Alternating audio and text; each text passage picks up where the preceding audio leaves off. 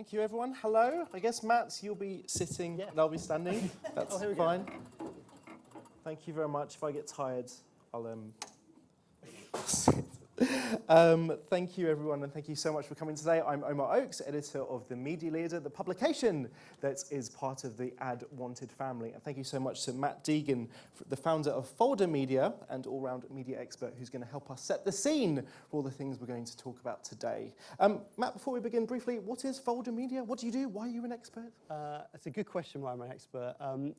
So Folder Media does a few different things. So we do a lot of consultancy work with radio and audio groups across Europe on different projects. We also own some digital radio technology, so we own some digital radio multiplexes. So we broadcast radio stations from Global and Bauer and the BBC. And we also run a national children's radio station called Fun Kids that also has quite a large-scale podcast network. And sort of in my spare time, I'd set up the British Podcast Awards with a colleague, Matt Hill, that we sold last year. And we're still involved a bit with the Podcast Awards and what Haymarket, who the new owner, are doing with that. Yes, I was actually pleased to be a judge on the Podcast Awards a couple of times, so thank you very much for that. So today, as well as hearing about lots of the opportunities and challenges around commercial audio today, we want you actually to help us choose one thing that's going to ignite audio on the media plan in 2023. So I'm going to introduce some themes today. If you scan that QR code, it's going to take you to a poll. And what we'd like you to do is actually vote over the course of this conversation, and there'll be another opportunity to vote at the end of the day for one thing out of the 5 options we've presented with you, one thing to ignite audio on the media plan. So hopefully, if I click this, it will take you to the options without losing the QR code. There you go.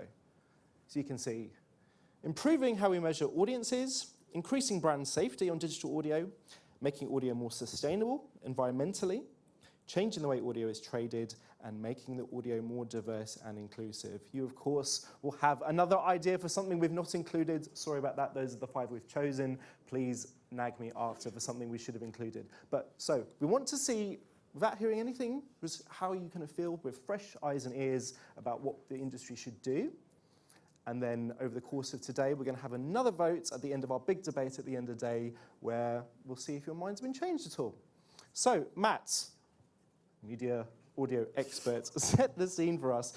So give the audio sector, I suppose, a mark out of 10 for how well it's performing right now.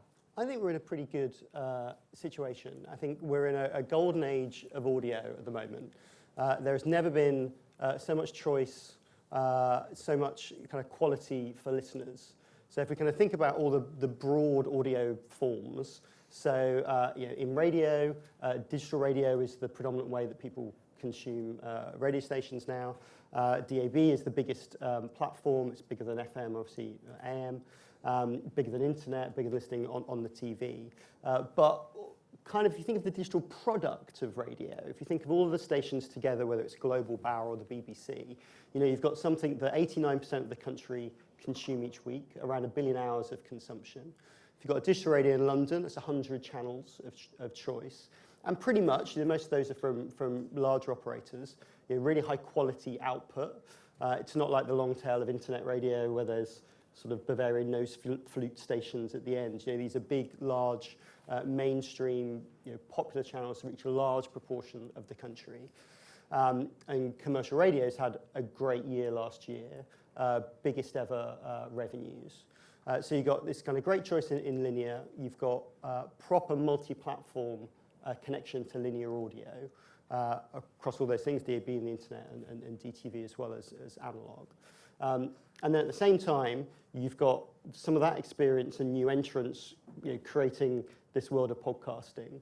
And podcasting is still regarded as new. It's been around quite a long time. But the build of podcasting, particularly driven by devices being in people's pockets, people will be able to see podcast apps, people will be able to connect with those apps providing, here in the UK, UK curation of quality audio.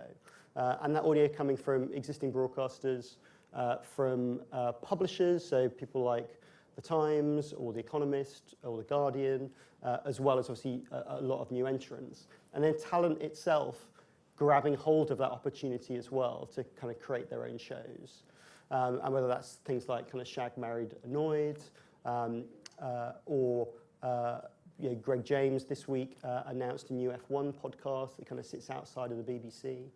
So talent see this as an opportunity to kind of reach audiences, and for audiences themselves, suddenly they've got obviously a huge selection of choice, but kind of really high quality programs from established people. If you look at the podcast charts, if you look at the category charts, as you kind of drift towards the top of that, these are broadly mainstream efforts. And I think we're probably going to talk about some of the brand safety later on. But I think, and then the third element obviously is music streaming and the services that those people are providing. Spotify this week announced a kind of AI DJ option. They've also got playlists, they've got music and talk shows on Spotify as well. So you take all that together and it's like an amazing golden age of audio for listeners. And then obviously those opportunities for advertisers too. Yeah, well, lots of opportunities. So let's get to the challenge then. So let's look at this poll, and we've got kind of an overwhelming winner so far. So improving how we measure audiences is by far the number one thing that the audience thinks we should do. What do you think about that? Do you agree, disagree? Well, it sounds like I should argue against it just because it's doing so well. I think measurement is always going to be key for any media sector, and it's the same for audio. I mean, audio is sort of kind of relatively unique in what Radar did 20, 25 years ago. Radar and Jet, in effect, created programmatic audio for radio back then. We had lots of different radio operators and different radio groups, and so having at that point an online service to buy spot ads was pretty insightful. Bearing in mind, actually, that's pretty much programmatic for digital now. So on the radio side, what Radar does is it combines diary measurement, people meters, which I think we'll hear about later today. Probably to second guess the audience, probably talking more about digital audio. Yeah, but I think what's interesting is you've got that base for linear, and then obviously what we've seen in podcasts is there hasn't been that thing replicated. So what you sometimes see in other markets, you see trackers where the audio industry work together to kind of create a chart of podcasts. And you see Triton, who I think here today, have got trackers that run in Australia and America. And that's not a bad way to kind of compare how podcasts are doing across different providers. What I would say, though, is if you're an advertiser that is buying podcasts, if you speak to DAX or Acast or any of the providers, they will obviously share with you the numbers of downloads. And rather than taking a sampling methodology, you can obviously clearly get what those numbers are. Now, the challenge from the podcast space is a download a listen? And you take the view of some of the streamers. So if you look at Spotify and what they're talking about with their podcast offering, is they're saying, actually, because this is streamed rather than downloaded, we can give you a better angle on some of this. But also, I think you can take that download number and actually look at some sampling around that. So you could take a group of listeners and look at what's the listen through rate, and devices like Apple Podcasts and Spotify give listen through rate to publishers. So that's a figure that and actually applying that to some of the other data isn't a terrible way of doing it. So what I would say is there's always a worry about how do we measure, and we need more and more and more data, but is that data actually being used anywhere along the way? And I think quite a lot of it is accessible today. Yeah, we'll get into measurement a lot, as you anticipate, throughout the course of the day, including my panel that I'm running on measurement later in this morning. What about the way that audio is traded, the way that it's planned? Do you think that there needs to be any changes structurally in how we trade audio? I think one of the challenges with, particularly on the podcast side from media planning, is there's a huge volume of material, and how do you pick those? Do you pick categories? So you go, hey, let's buy all the sport podcasts if I'm doing spot ads on podcasts, and I go to a network to do that, or is it looking more on a title by title basis?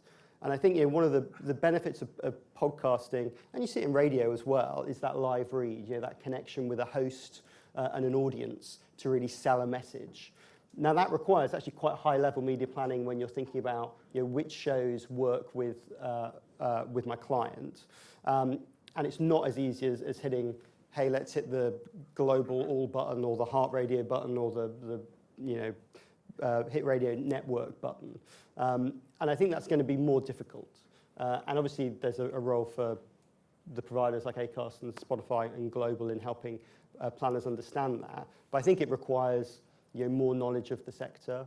And that gets harder as you go down the long tail. And a lot of marketeers want to reach large-scale audiences.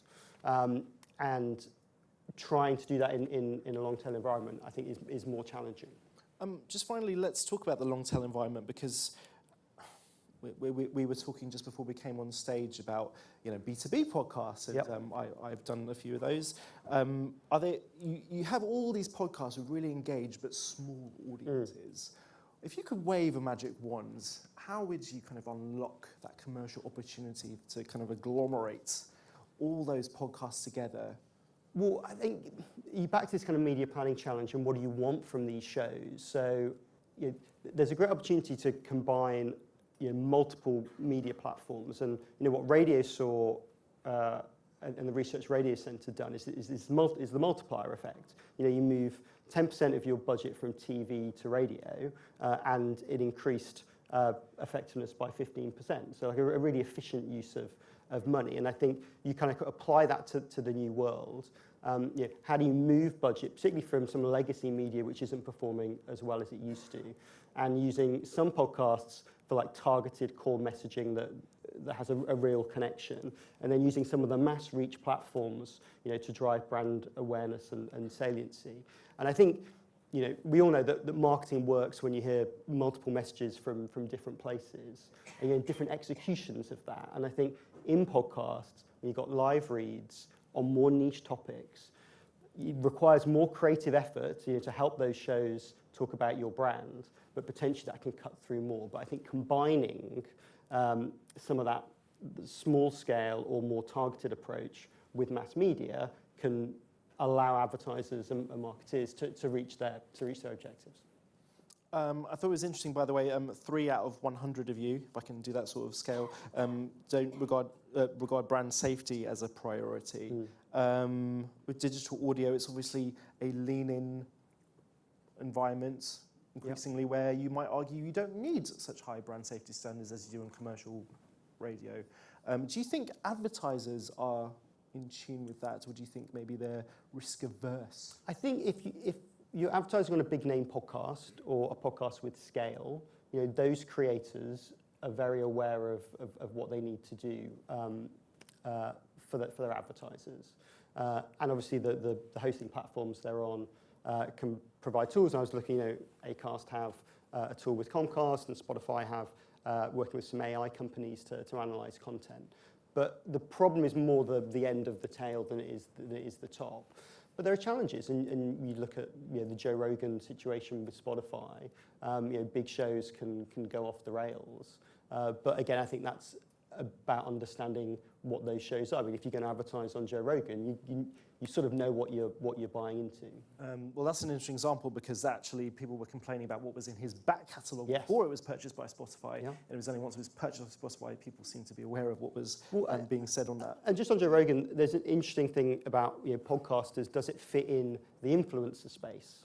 And you sort of look at some of the stuff that Acast are putting out. They're sort of equating some of their podcasters with Instagram influencers or YouTubers. And I think there's some kind of truth there. And if you're advertising on a Joe Rogan show, you're buying into his world. And that's why podcast advertising can work so well is that connection. But for those individuals who've got their own brands, you've got to really understand what they're doing and what they have done. To make sure it's the right place for your advertiser. Okay, we're out of time, but I'm just going to do a criminal thing and ask you to give a very short answer to a very big question. Should more audio media owners collaborate in order to solve these issues? Yeah, I think what we've seen in radio is that they do. and Radar is a great example of that, Digital Radio UK. I think in the podcast space, I think one of the challenges actually is Spotify being an international operation and sort of ploughing their own furrow, and they need to work with the rest of people in the digital audio space, I think, for it to probably work for advertisers. Nice segue. So I can plug my session later with Lee Brown, Global Head of Advertising at Spotify. Okay, thank you for the chair. Didn't need it after all, sorry. On to our next session. Thank you very much, and thank you so much, Matt. It was great. Thank you.